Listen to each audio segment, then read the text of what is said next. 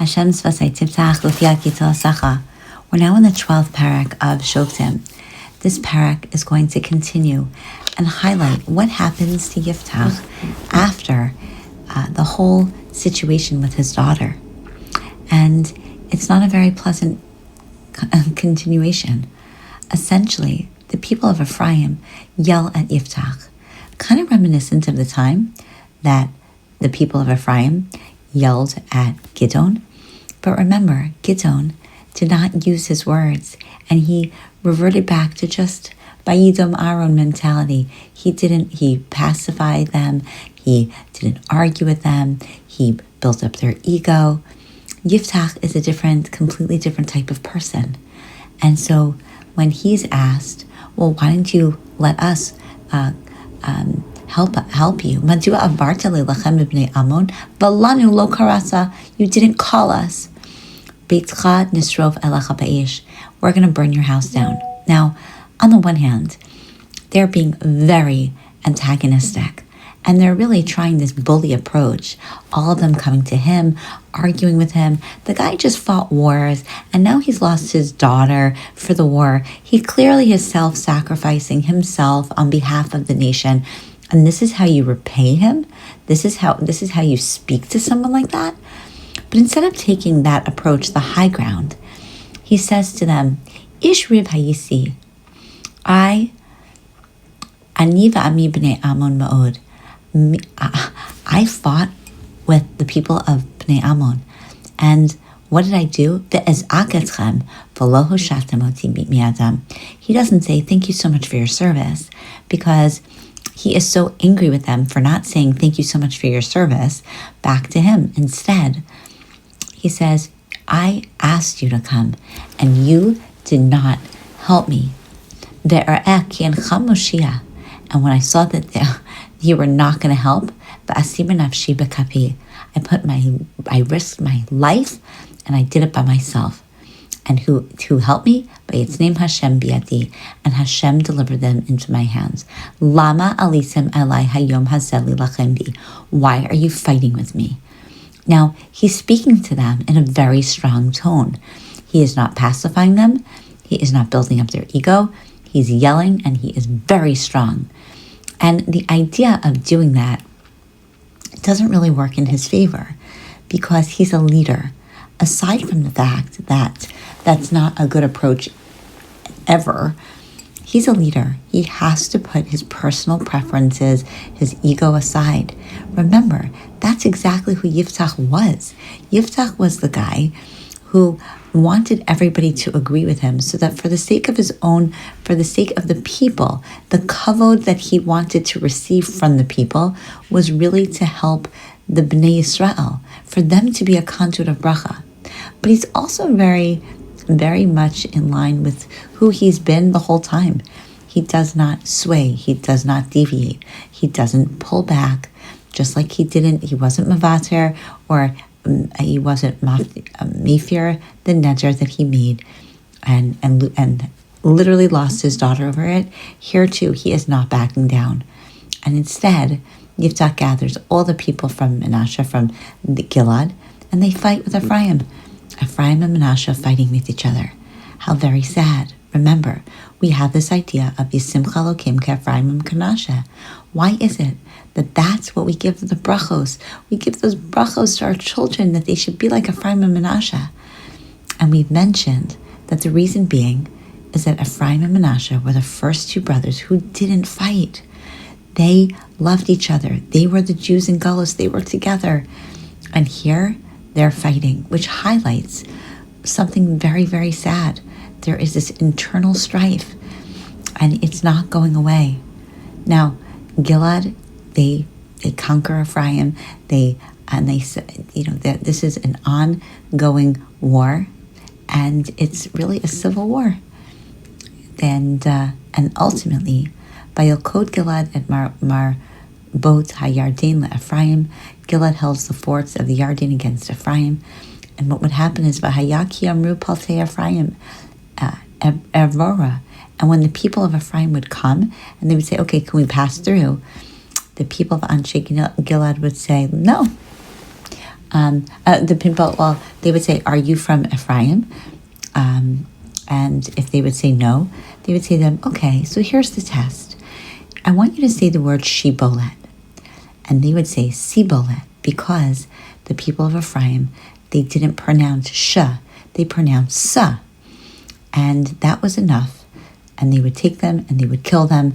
And 42,000 people from Ephraim died during this whole experience.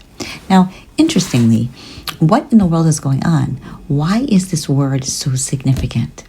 So if we go back and we understand where was it that the shin and the sin made the most difference in the lives of Ephraim and Manasseh, and that is when it came time for Yaakov. When he gave the brachos to Ephraim and Manasseh, the pasuk says that sikel es yadav, that he. So if you read it as sikel with a shin, then if you read it with a sin, a sikel, then it was with his seichel, with his intellect. He made the decision to switch the hands. And that is something that Ephraim held on to.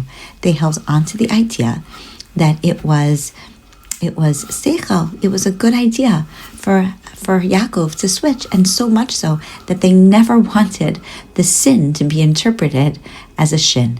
And so they trained themselves not to say shikel es yadav. Because what would shikel es yadav mean? That would mean that it was just happenstance, that it wasn't on purpose, that Yaakov flipped his hands. And so for that reason, they wanted to make sure that they were the chosen, the favorite son of the Bnei Yosef. And that's very sad, considering how far they have now fallen from grace. And this is a civil war because no one was willing to back down. It was all about ego. In any event, Vayishpot Yiftach es Yisrael sheish shanim. So he leads the people in totality for 6 years. Vayamas Yiftach Giladi, and he dies. Vayikaber ba'arei Gilad, and he's buried in the towns of Gilad. How could he be buried in towns of Gilad? Wouldn't you be buried in one town? So essentially, Hashem gave him mitzah k'neged mitzah. Everywhere that he went, he lost another limb. And so many of his limbs were buried in all different places in Gilad. Perhaps as a result of the fact that he isolated his one child, and took, every part of her kind of limb by limb. So too, he lost his limbs, and he wasn't a total package any longer. And after him comes Ibzan. So who's Ibzan? We know Ibzan is Boaz. And Boaz had 30 sons who married. And unfortunately, every single one of his children died. And the question is why? Why would all of his children? Remember, the number 30 is a very significant number. It shows completion. We've had it before. What did he do wrong? So essentially, the Gemara talks about that what he did was he didn't invite to any of the parties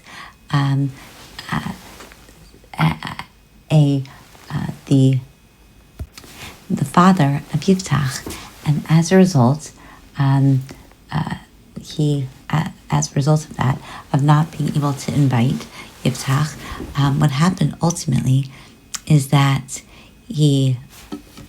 why didn't he invite him? So the answer is because he saw, well, there's not going to be any grandkids. I'm not going to be invited to any of those weddings, so I don't want him to feel bad. So I'm not going to invite him to my weddings. And that was something that was wrong, because you can't play Hashem. And he said maybe Sona Matzanos Yechya, it's not really great. I'm going to be getting presents from him, but he's not giving presents from me. When it comes to issues of being Adam Lachaviro, man between man and man, you have to be very, very careful. You can't be holier than thou or too kosher or anything like that.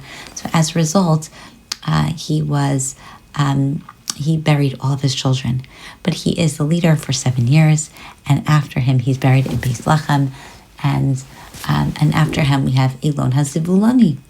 and he is for 10 years, and then he is buried, and after him comes Avdon ben Hillel, Hapir Atoni. So what is going on here? Who cares about, we don't get any of the details of any of them except, maybe one little minute thing. So the answer really is to highlight, as we had mentioned, that there was really a representative of most of the Shvatim. Maybe not all, but there's a sprinkling of all the different Shvatim. And the question that we can ask ourselves is why? So perhaps part of the antidote to inner strife between Shvatim is that Hashem gives everybody exactly what they need. And especially when it came to the opportunity for leadership, he really gave everybody the opportunity to have a little bit of a leadership. The second is that these stories, perhaps, the idea of Yiftach, the idea of letting your kavod get in the way, or perhaps just not being mavater, not being able to be flexible, is so important, and that inner civil strife that happened are so significant that these stories perhaps are just highlighting that what was happening during this time is maybe more of the same. You got the message, and from the Perek. So it's a short Perek of only 15 psukim.